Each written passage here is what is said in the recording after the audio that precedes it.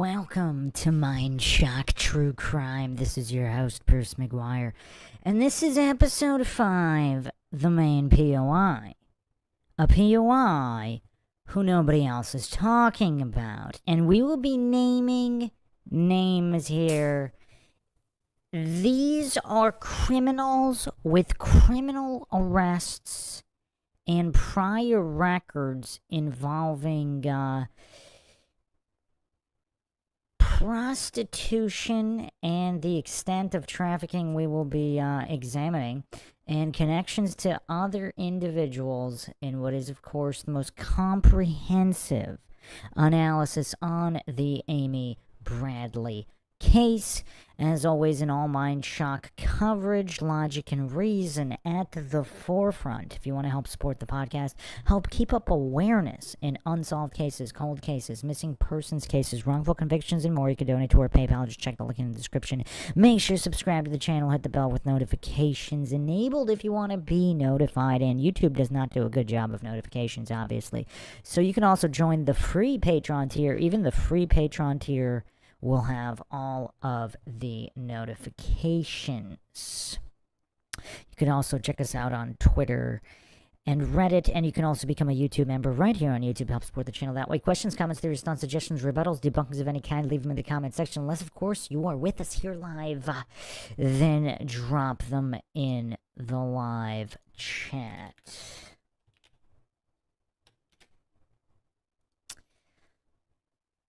So, one second here. Let me get this all settled.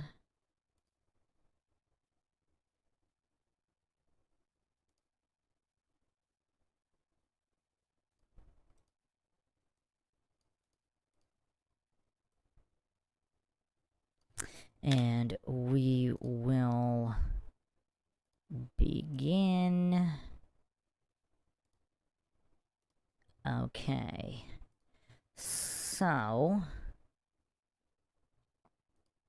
obviously since the release of the Netflix documentary, I'll be going over more of that in the next episode. Here, I wanted to get this POI on the table because I don't, other than mentions on forums here and there, I haven't seen any podcast or documentary covering this guy. Some people actually think he's linked to the Madeleine McCann case, which, again, if you haven't checked that out on MINDSHOCK, you could check that out as well. Deep dive into the McCann case. A lot of oddities in that case as well. So let's just come out of the gate and, yeah, get this guy on the record here. Couple of news articles here mentioning him.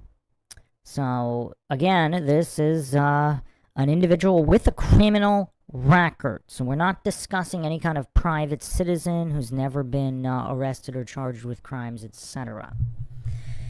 So who is this guy?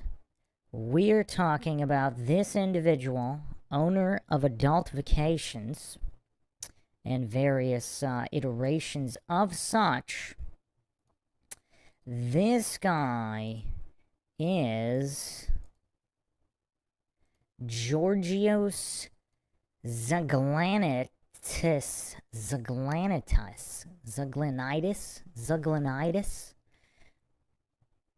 So apparently he died in 2016.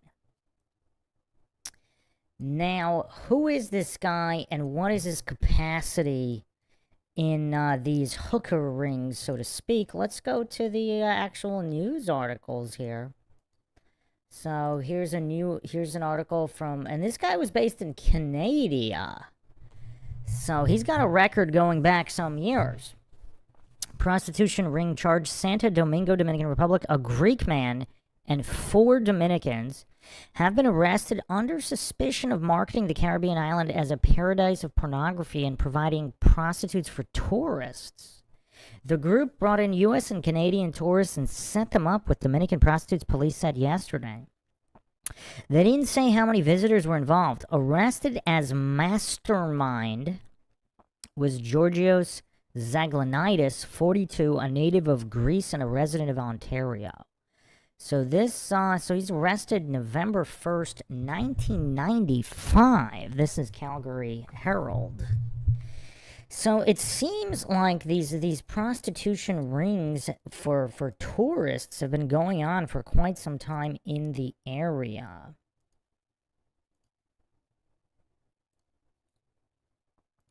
Let's look at another article here.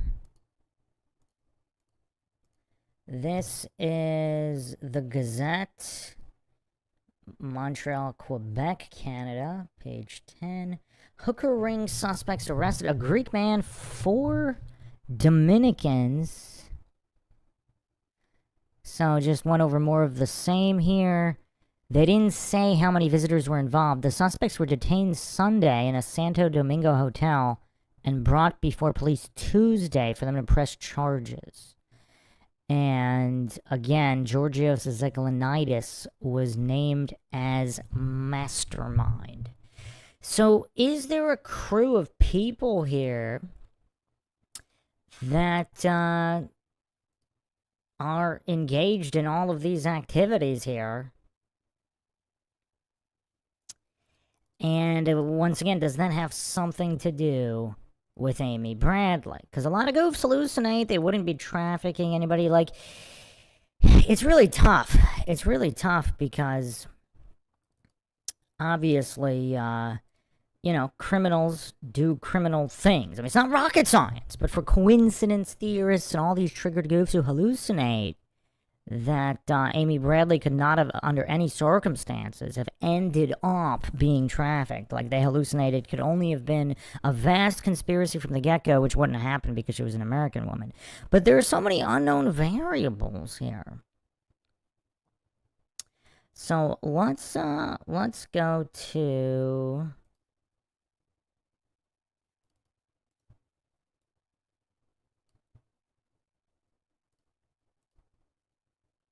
Let's go to the forum Amy Bradley is missing.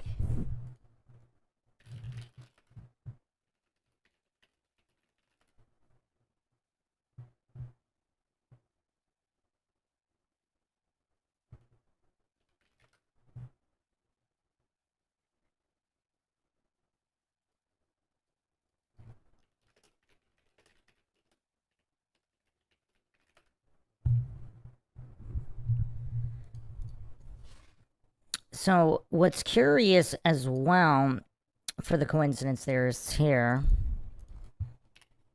is that Zaglanitis has a link here to Royal Caribbean cruises specifically. So he's actually advertising. So this is an advertisement within Royal Caribbean Cruises. Imagine a tropical island without borders. Every day is a new adventure with new horizons. When you see all the Caribbean with us, you'll discover how relaxing and entertaining a fun week can really be. Enjoy 8 days and 7 nights with an open-minded companion of your dreams on our floating resort named Vision of the Seas from Royal Caribbean. Visit 4 different exotic tropical islands, never having to change hotels or making additional connections. So quite, I mean, it's not completely overt and explicit, although actually some of them are. Look at this ad here. Who else can guarantee you an escort will be selected, will be at the airport when you arrive?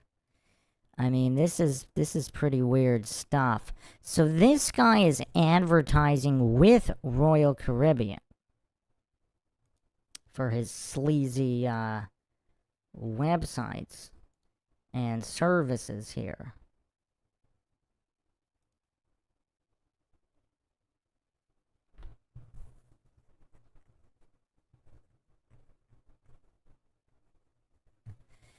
So another curiosity here.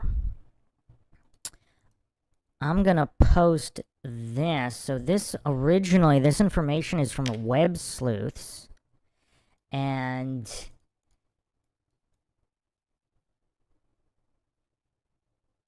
this was posted August 31st, 2012.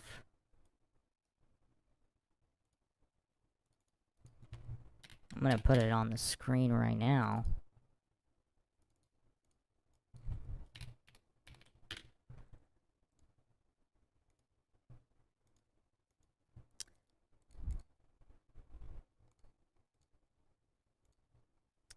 So this is Lexi, wife mistress of Alexis Zaglanitis, aka Georgios Alexandros Zaglanitis. Lexi is originally from the Caribbean, but she moved with her family to Canada.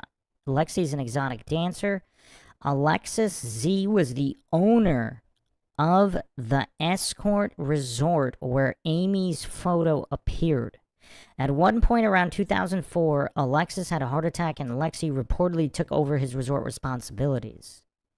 Alexis has a number of children, but he and Lexi reportedly have 3 sons together. Yeah, the registration also on the Adult Vacations website comes out to a place, comes out to this place at one point in Ontario. So that's weird. And then also this guy, this criminal, also lives in Canada. Someone actually tracked down his home. Now that's quite modest for a guy making a killing on human trafficking, etc. Supposedly this guy's like a millionaire. I'm guessing there's multiple homes, but for whatever reason this home came up. And addresses in Canada. Okay. Another post here.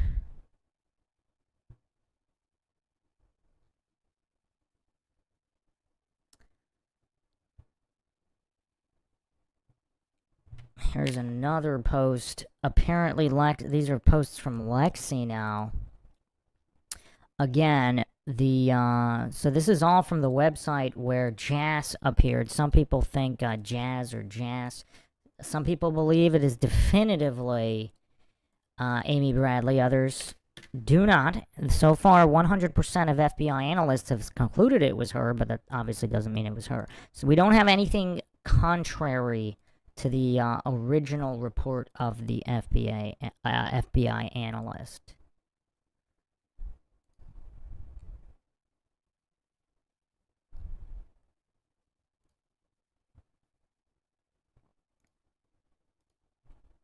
So here is another post, and this is, so Lexi posted this on, so this was her blogger profile.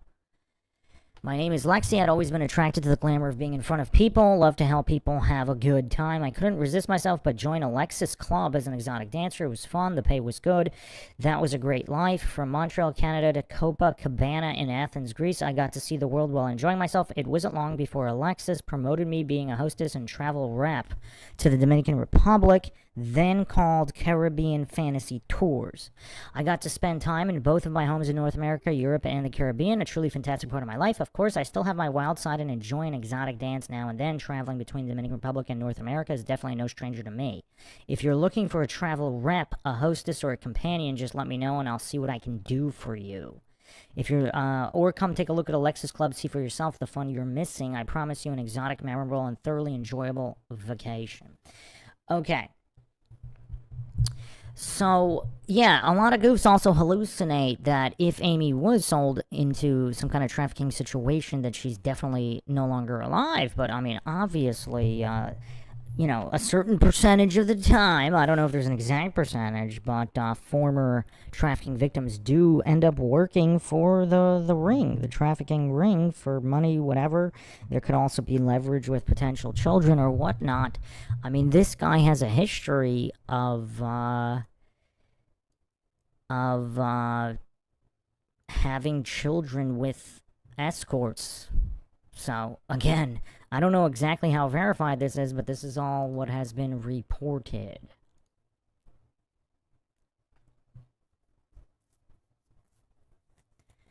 So apparently this guy actually taught hospitality industry courses at BCIT in British Columbia.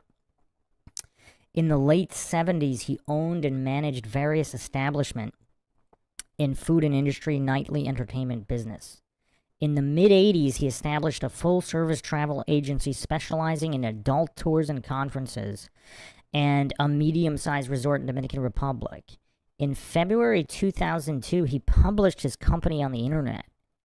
And in September 2002, he bought wildvacation.net and its small beachfront resort, Villas La Morenas, in Playa El Agua, Margarita Island. Some people think that this is actually the place where the jazz photos were taken based on the background of the rooms and the bed frame design. So, yeah.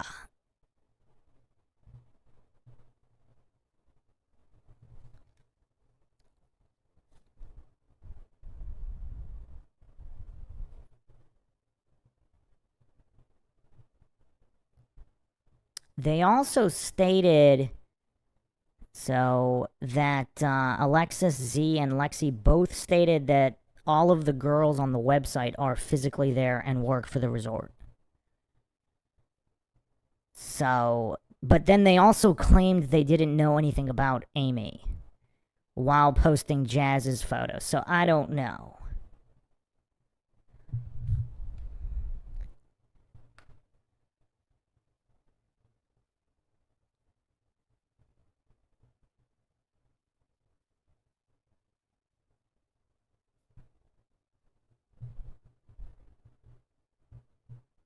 Apparently, there's also a photo. So on Web Sleuths here, they're discussing that there was another photo of Jazz with another woman, and the other woman apparently was known to be at the resort. Huh.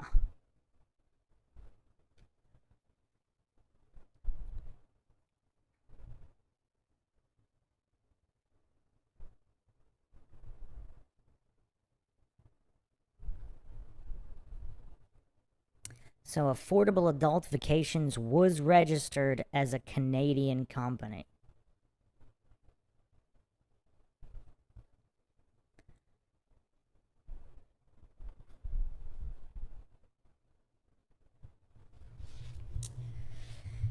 So what does everybody think about this? This is an actual POI. I mean, he owned that website. He was previously arrested for prostitution rings. I mean, this is very, very curious information here, and nobody seems to be talking about it. And here he is with another individual that I think everybody can recognize. This is the one and only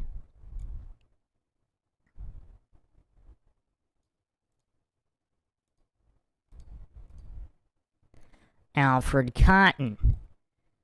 Now, for those who haven't seen the previous episodes, Cotton just so happens to match one of the handlers seen with Amy in several different countries. Because a lot of coincidence theorists, like coincidence theorist Cope, is truly incredible in this case. I mean, it's truly incredible to hallucinate that all of these witnesses in different countries in different years are all not only misidentifying Amy, but somehow they're all perfectly, the sketch artists they worked with all perfectly depict the same guys. This is Alfred Cotton.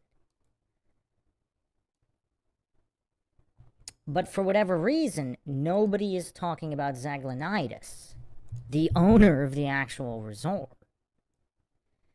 I mean, what is going on with this case? I mean, these traffickers and handlers all happen to be seen with someone misidentified as Amy Bradley. Again, check out the previous episodes. I go over Cotton and his convictions and all of this.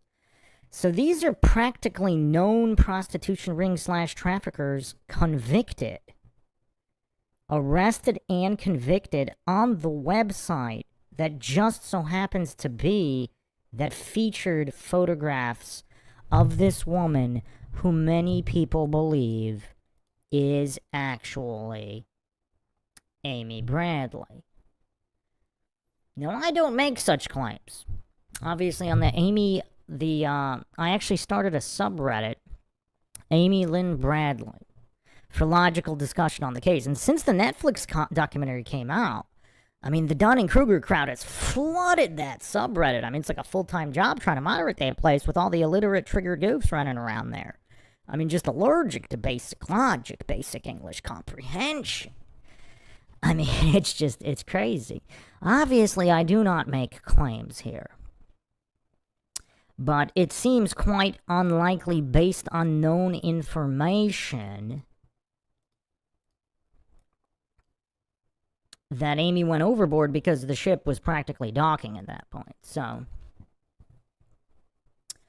an FBI analyst said that this was definitely Amy Bradley. I mean, it's quite... Yeah, I mean, she definitely looks like her. I mean, this is a pretty in-depth analysis here. Yeah, forearm length, bone structure, chin angle. I mean, yeah. Very, very similar. Now, the main thing is, if it's not her, who is it? Because apparently there have been quite a few sightings. And the sightings are all similar to each other, too. So, if it's not her, is there a woman pretending to be, or just calling herself Amy and saying that she's from Virginia, needs help, etc.? Like, for what reason? Is this some kind of a diversion for something? Like, if it's not her, like, what would be the reason someone would be pretending to be her and making these claims, appealing to help from strangers, etc.? Like, what would be the reason for a woman doing that? Because the goof's hallucinating is just misidentification. I mean, did they even read the reports of the sighting? I mean, this is a woman calling herself Amy, saying she's from Virginia, etc. So, if it's not her, it is someone pretending to be her. Or are they alleging the family paid people off to make these statements and testify in front of a grand jury? I mean, you know, perjuring themselves, etc. Like, what? It's kind of hard to make heads or tails of the claims of coincidence theorists. So what we have here is a website where this woman's photos showed up. We have known traffickers, prostitution ring runners with arrests and convictions running the website. I mean, like, it's pretty crazy. It's pretty crazy. Like, the coincidence theorist cope in this case is wild. Ari in the chat says, this is Epstein era of trafficking. No one knew about it, and the internet was still young, so it went undetected for so long. Christopher says, I think the website is on the right track, and only ever heard you talk about it. My mind was blown last episode. That dude in the band seemed sketchy too when I saw his interview. Yes, yellow. And let's not forget, like, the coincidence theorists desperately want everybody to forget about the sighting of, let me get this on the screen here.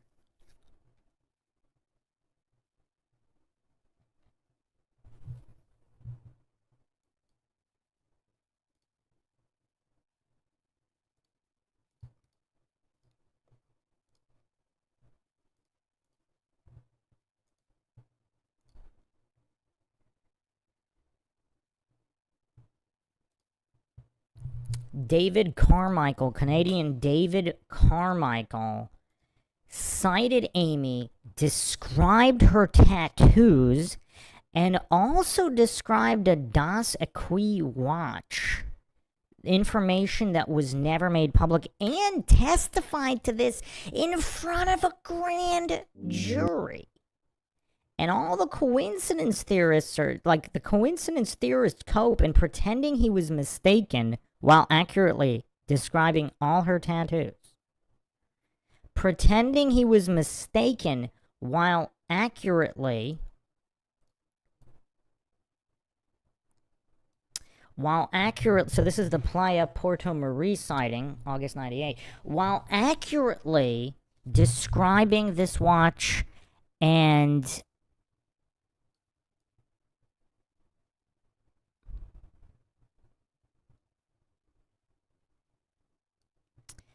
also accurately describing yellow as being with her on this beach. So that's curious. So this is all mistaken identity according to coincidence theorist Cope. It's all mistaken identity.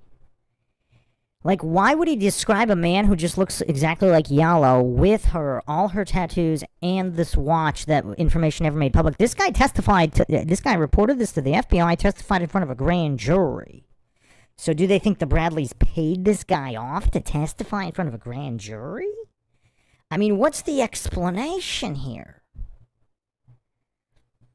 Now, is it really outside the realm of a possibility that police can be corrupt?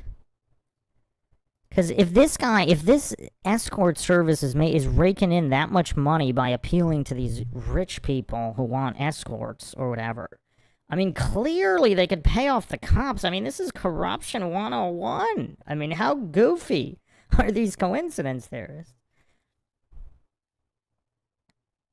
Lord Zed says, did she disappear on spring equinox? Amy,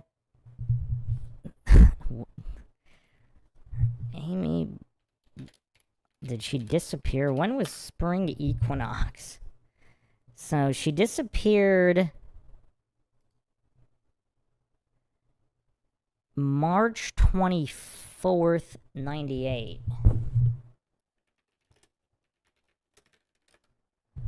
Spring equinox 98 was, let's see here, 98 was March 20th. That's pretty close. Interesting call there, Lord Zed. It's close. Aries says, it breaks my heart to see that people are now blaming the family, or they believe she was suicidal simply because she was gay. I cannot imagine how stressful that is for the family.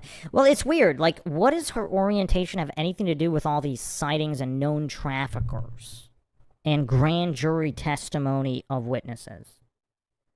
What does it have to do with the fact that the Rhapsody of the Seas would be...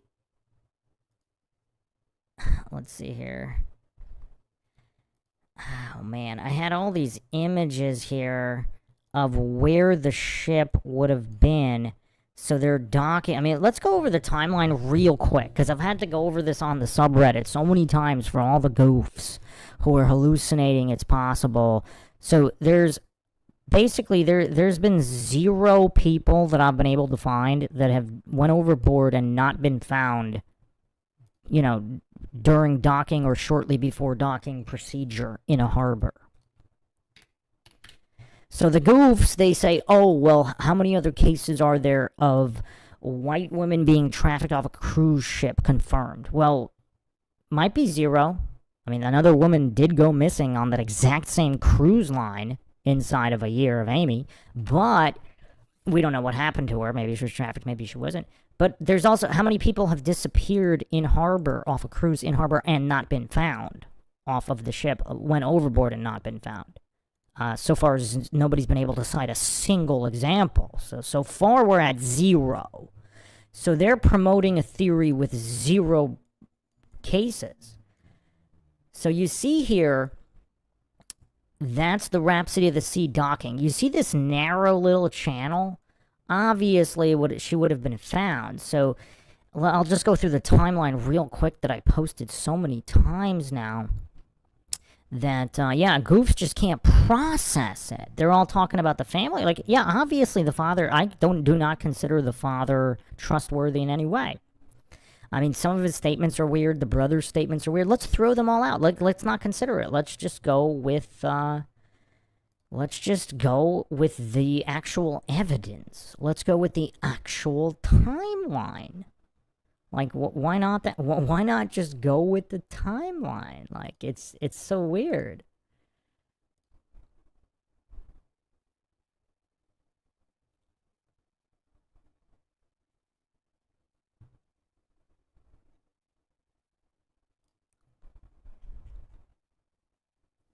So 6:30 a.m. the family alerted the ship staff. Oh, let's go a little earlier actually. Let's go a little earlier. Okay, so 5:30 to 5:45 a.m. several witnesses reported seeing Amy on the upper deck. The witnesses said she was three separate witnesses told authorities, not the family. They told authorities they saw Amy on the upper deck with Yellow. She was holding a camera and was handed a dark drink. Yellow was then seen leaving the area alone shortly after 6 a.m. So she was seen with a camera. Was a camera found in her room? No. So let's exercise some preschool level logic here. So this is Logic 101. I know this stuff is tough for the coincidence theorists. So the camera is missing from her room. The ship is passing through the little harbor here in order to dock. I mean, this is at least a 30-minute to 1 hour procedure. They're not in open ocean here. I mean, I don't know if goofs just think that it's, you could just zip in in 2 minutes from open ocean. You could just zip through a channel under a bridge and dock in seconds or minutes. I mean, this is a long process. It's a huge ship. How fast do they think that this huge ship is maneuvering through this tiny little channel under a bridge in this harbor? I mean, if someone's going overboard, they're going to be found pretty easily here. So yeah, she's taking photos of the sunset with Yellow, apparently. This is what the witnesses stated. So the ship docks at 6:30 a.m. So how far, if she went over, she's last seen shortly before 6. And docking procedure is at least 30 minutes to an hour. So this is right as they're approaching the dock that she goes missing. So if she went overboard, she would have clearly been found. The Curacao Harbor Police Chief Ed Tser Mentor says if she came off the ship or fell off, we would get a body. Now, yeah, he could be doing damage control, but... So, anyway, at 6:30 a.m., the ship staff is alerted. At 7:50 a.m., the first public announcement is made, and passengers were already disembarking. So disembarking starts anywhere between 30 minutes to an hour after docking. So obviously, we have here, this is a pretty accurate timeline. The ship is docking at approximately 6:30 a.m. Give or take 30 minutes or so. So these are the facts of the timeline, unless people believe everybody's lying about the docking time. So this is based off ship records, according to all the documentaries and all the websites reporting on this. So the FBI has not corrected any of this timeline. So that means either A, the FBI has no interest in establishing the correct timeline? I mean, this is all from ship records, so it's kind of strange how the coincidence theorists are saying, oh, that's all wrong, and the ship could have actually been way out in open ocean prior to, this could be hours off. So that would mean absolutely everybody's lying. All the passengers, the crew, the captain, the ship records are all doctored. I mean, it would be so easy to verify that. So that's kind of a weird cope to just, try to push the theory that she went overboard. It's just really weird.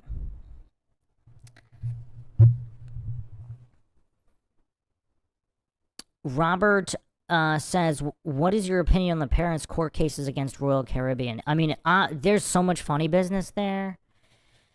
So, if you haven't checked out the previous episodes here, this is episode 5 already. If you check them out, because I also talk about, black SUVs. These are reported by neighbors, this is not reported by the Bradley family. These are reports by neighbors that there were black SUVs watching the Bradley home. So some people believe it was Rhapsody of the Seas who had their own investigators keeping tabs on the Bradleys. Other people believe it's traffickers or whoever were keeping tabs on the Bradleys once they found out that that was Amy that was sold to them. Because they obviously wouldn't know who it was. So if this is some kind of, sexual assault gone wrong situation, and these, if this was crew members, Yellow, whoever, they didn't want to kill her after this situation, they might have sold her off to other criminals who obviously might not have even known she was American if she was passed out or whatever. Or they didn't care. They were, they'll take anybody. And then eventually, she gets to like a higher level ring or whatever, and they might be sending people. Now, here's where it gets crazy, because the whole Frank Jones situation does not make sense to me. Frank Jones is an alleged scammer and fraudster. So this guy said he's some kind of a special operator.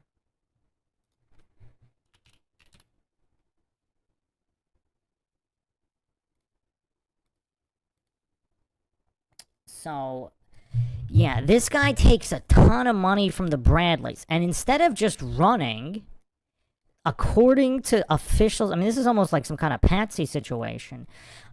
So instead of running with all the money, instead of taking the money and running, this, special operator, black ops guy, that's his claim,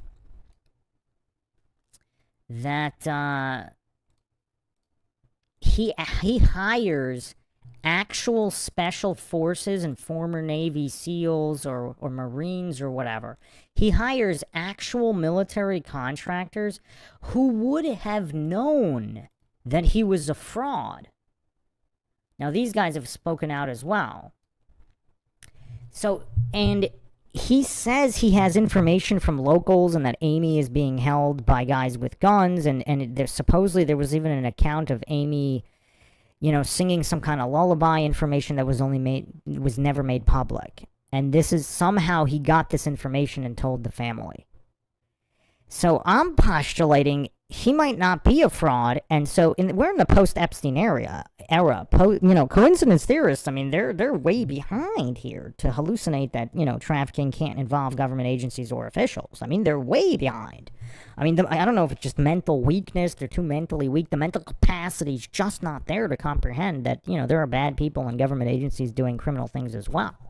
I mean, it's like they're Santa Claus pretending that government agencies can only do good. And you're telling them Santa doesn't exist. They can't handle it, and they start having meltdowns all over social media. So this guy hires actual contractors? Like, it doesn't make any sense. If he's a scammer, you take the money and run. You don't hire people that can out you because they'd be able to tell you we're a fraud. And I don't think they ever even stated he was a fraud. They allegedly, their story is that they were taking fake pictures, etc., of Amy and sending them or whatever. What if they weren't fake?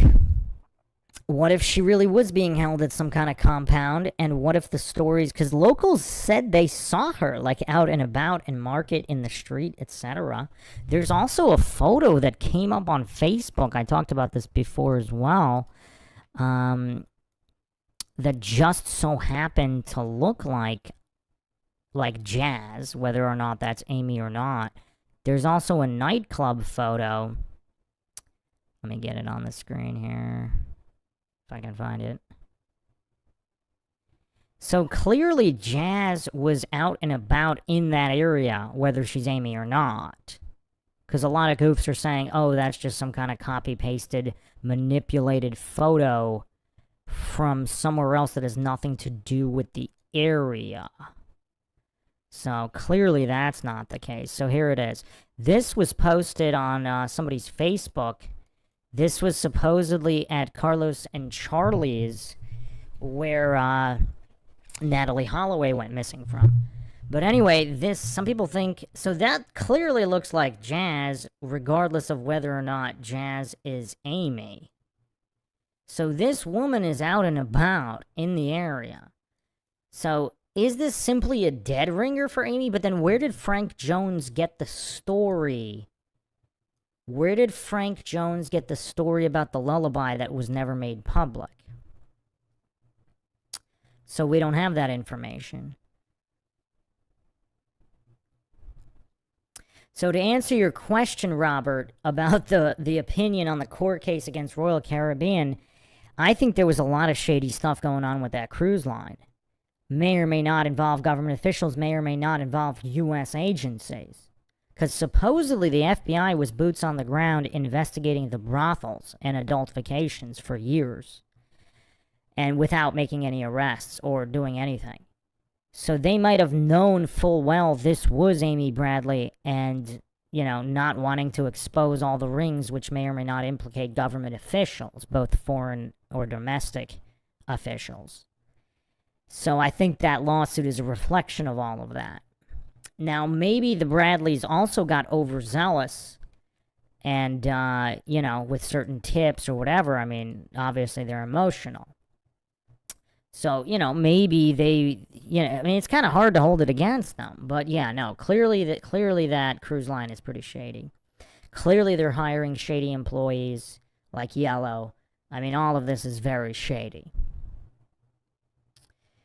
Christopher says, could they have been seeking gay women specifically? Maybe. Christopher says, as escort service wants to be able to offer as many services as possible, it could explain why Yellow kept bringing up the fact he remembers that specifically. Potentially because that's what he was told to look for. That's curious.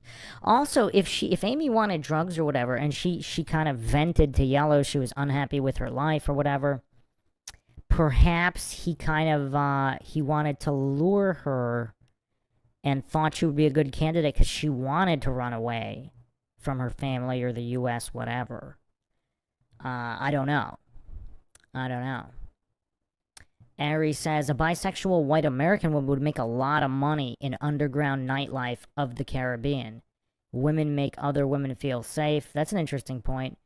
Ari says, I know I compared it before, but look at Ghislaine and Epstein. Yeah, we really have very little information. And if she was kept drugged up a lot, she might not have had that many lucid moments where she's crying out for help from strangers, because you would think there would be even more accounts. However, forum whistleblowers that have had other information verified stated that there have been a number of sightings that have never been made public.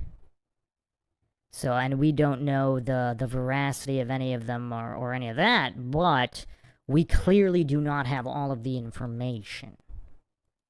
So there may be potentially quite a few more sightings that we don't know about with details that for whatever reason had them held back from being made public. Because if they truly were innocuous, mistaken idea, because think about it, like look at all the sightings of like Madeleine McCann or any of these high profile, like this wasn't even high profile, like there's always mistaken sightings. They don't hold them back, they release them. The only reason to hold it back, if you think it's legitimate and making it public would cause that individual that she was sighted with to maybe go into hiding or something. But you would hold it back if you don't want them to panic or leave or whatever. So, yeah, that's definitely a curiosity. But going back to the main POI here, why are people not talking about the actual owner of adultifications implicated here? And, his right-hand man is Alfred Cotton convicted here? I mean, this is crazy. This is crazy. Like, why is nobody talking about this? Zaglanitis, some people, like, he has some ties to Spain as well. It's just, yeah, who knows how deep this guy is? But the thing is, nobody's even talking about him.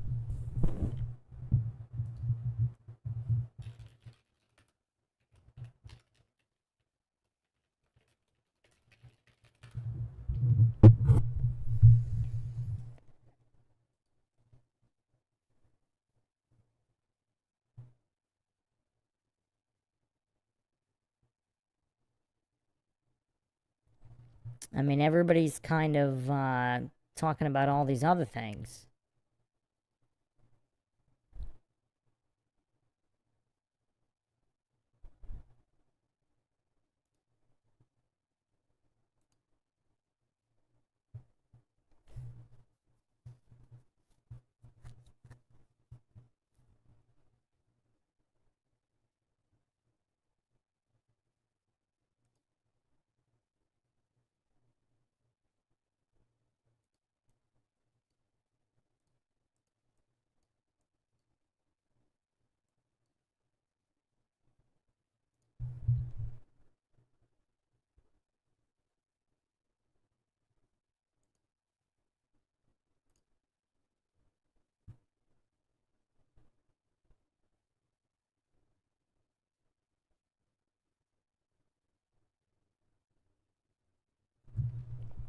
For those that haven't seen this montage that I made highlighting other women advertised on Zaglanitis' website, Adult Vacations, I mean, this is,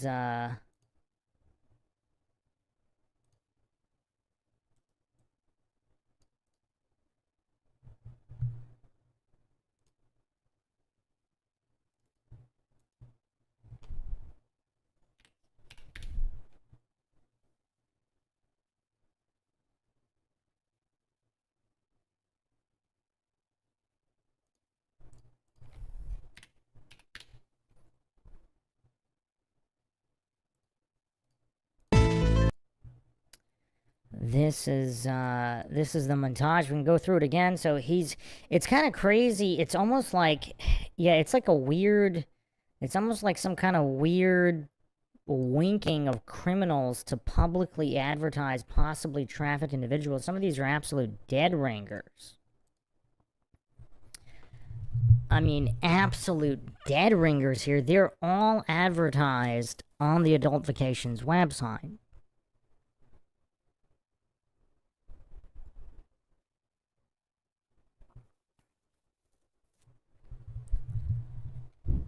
I mean, all throughout the 90s here, 90s and 2000s.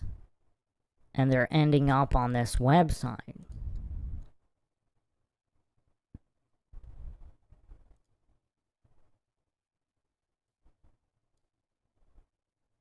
I mean, Jennifer Ann Regan here. She's got some very interesting, like, cheekbone eyebrow features and nose. I mean, look at this. Is this not an absolute dead ringer?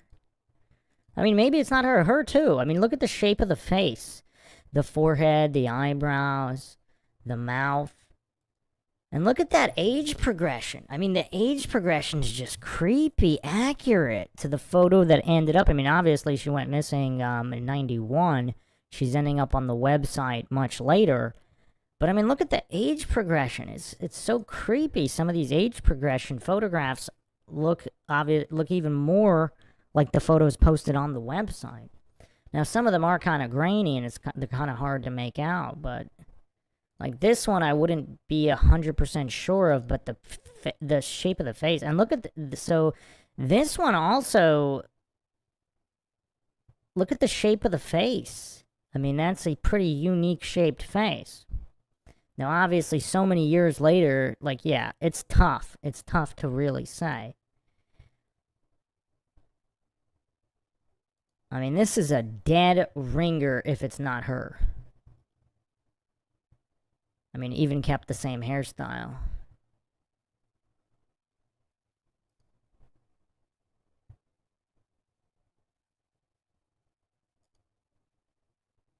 I mean, Joanne Otto also, I mean, just look at, even the facial expression is similar.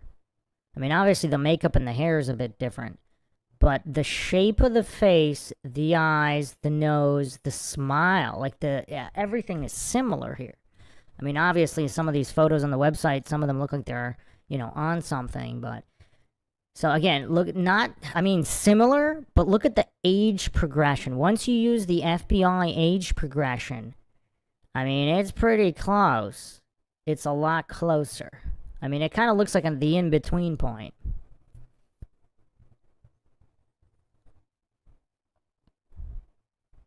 I mean, it's just amazing how some coincidence theorists, I mean, who just zero respect for trafficking victims, will just hallucinate that these are all just impossibilities.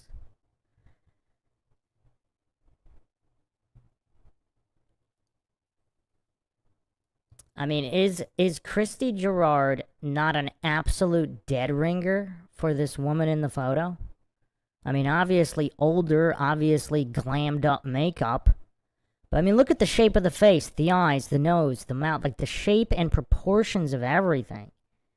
I mean, practically identical. Practically identical. The only thing different is the makeup and the hairstyle.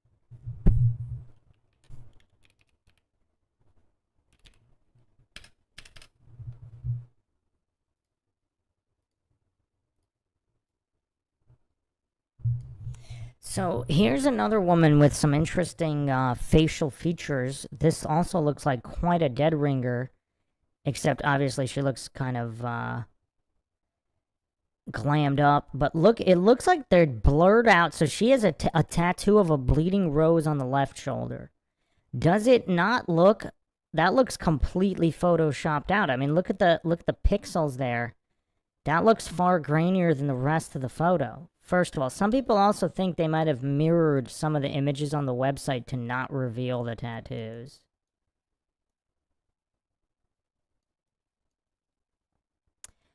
But yeah, I mean, we're talking 2000s here.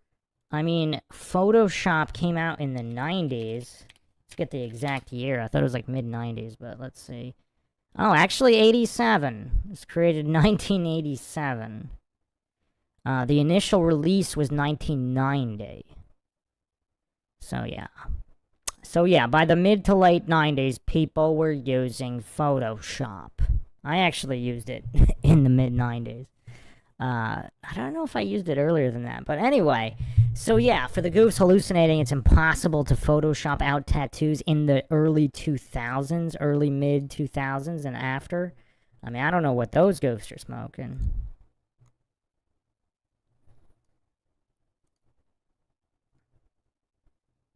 Again, another absolute dead ringer. Maybe it's not her, but just, yeah, the shape of the face.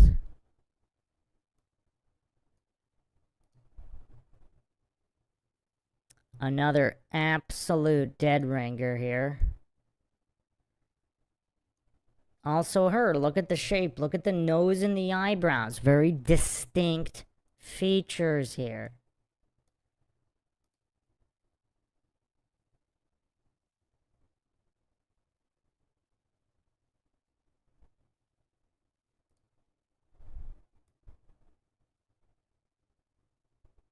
Another dead ringer here. And another one.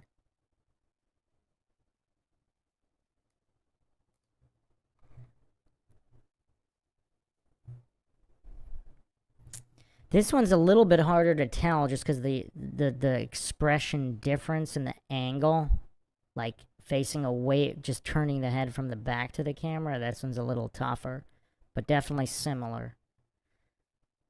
This one is, I would say, another absolute dead ringer. And another one. Look at the eyebrows and the nose here. I mean, come on. Obviously looking older, but yeah, look at the eyebrows and the nose.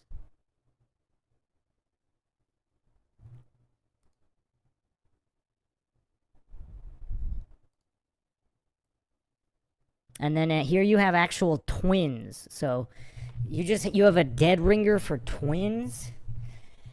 Call me crazy. Call me crazy. Alright, anyway. So yeah, if this guy is bold enough to advertise actual trafficking victims on the internet, I mean, look how bold Epstein was. I mean, I don't know if this guy's as connected in political circles or government agencies. Maybe he is, maybe he's not. Now, is it possible when he was arrested the first time in the mid-90s, like that got the authorities' attention and he was given some kind of a deal where he would like try to lure other people for blackmail purposes and he was made immune? And that's why he could just advertise with impunity. And he wasn't really concerned about repercussions because he had agency protection. Because he was like filming some of these encounters with prominent individuals within these rings. I don't know. But there's precedent here. If at least one of those dead ringers really is a trafficked individual, that means there may be more than one trafficked individual being advertised. And that, of course, could also include Amy Bradley. So I don't know why nobody's talking about this guy, but I wanted to go over him because nobody else has. Chummy with Alfred Cotton. I mean, this is crazy stuff here. I mean, these connections, like the coincidence stack is so high now. I mean, are there any goofs out there who think Epstein is innocent? I mean, they would have the same kind of thinking as the people who think Amy Bradley couldn't have been trafficked, and all these connections are completely coincidental.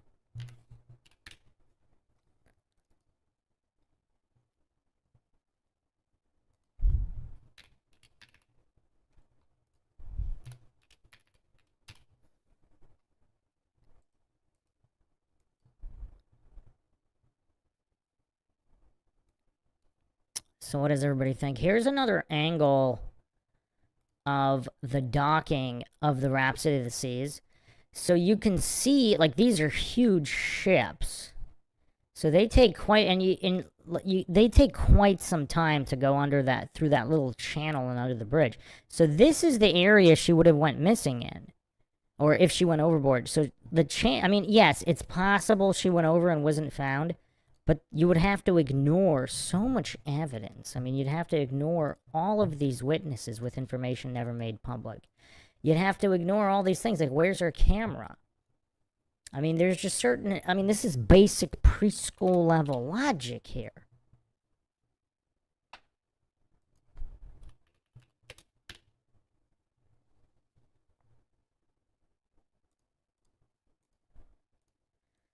Like, this is the area that Amy would have gone missing in, if not here. Because, like, how long does it take to, like, turn the ship and dock it here? I mean, that's not a 2-second job. I mean, look at the size of that ship. So, but it would be traveling at a fairly low speed here as well. Like, how fast do coincidence theorists think this giant cruise ship could possibly go under this bridge here with, you know... You don't want to, like, how fast are they going not to hit the edge of the, you know, the side of the bridge here? I mean, you're talking a pretty slow pace here. So she would have been gone, she would have went overboard approximately here. Unless everybody thinks all the witnesses are mistaken and lying, etc., and they can't explain the missing camera from the room. So yeah, I mean, this isn't rocket science. I mean, this is pretty basic logic. And then you'd have to ignore Carmichael's sighting is interesting because it also includes Yellow. It's not just Amy. And all the coincidence theorists want to ignore that. So yeah, I mean, that's really all there is here. In the next episode, I'll be going over the Netflix documentary, but Zaglanitis here. I mean, this is a very interesting individual. So he had children with an escort. He was arrested before. He advertised specifically in the Royal Caribbean. So he advertised with this cruise ship. And he possibly has other trafficked individuals being advertised on his adultification website, which includes other individuals like Alfred Cotton, who coincidentally happens to match the handlers with a woman who happens to look like Jazz, who may or may not be Amy, in multiple different countries. The coincidence theorist cope to dismiss all of that is truly legendary. Christopher asks, has Renner talked about this website or its owner? Is he saving something juicy for his book? I don't believe I haven't seen him or heard him talk about this guy, no, Zaglanitis. I haven't heard anybody talk about him, which is why I wanted to cover it, because obviously MINDSHOCK is the most comprehensive and exhaustive analysis of all true crime cases here. I mean, other people have talked about Alfred Cotton, and Alfred Cotton worked for these websites, and he drove the boat. He was involved in all of this, and coincidentally he's connected here to Zaglanitis, working directly for him, and also eventually arrested himself. I went over all of that in the previous episodes.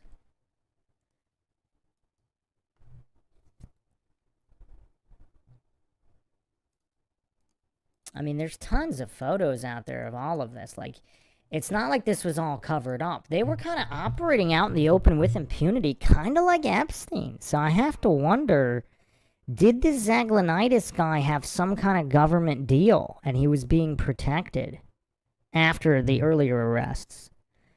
And since then, like, he was given assignments to get blackmail or whatever on high-profile individuals using his escort service and his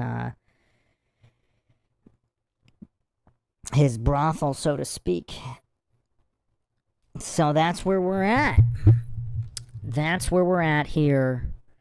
Nobody's talking about Zaglanitis.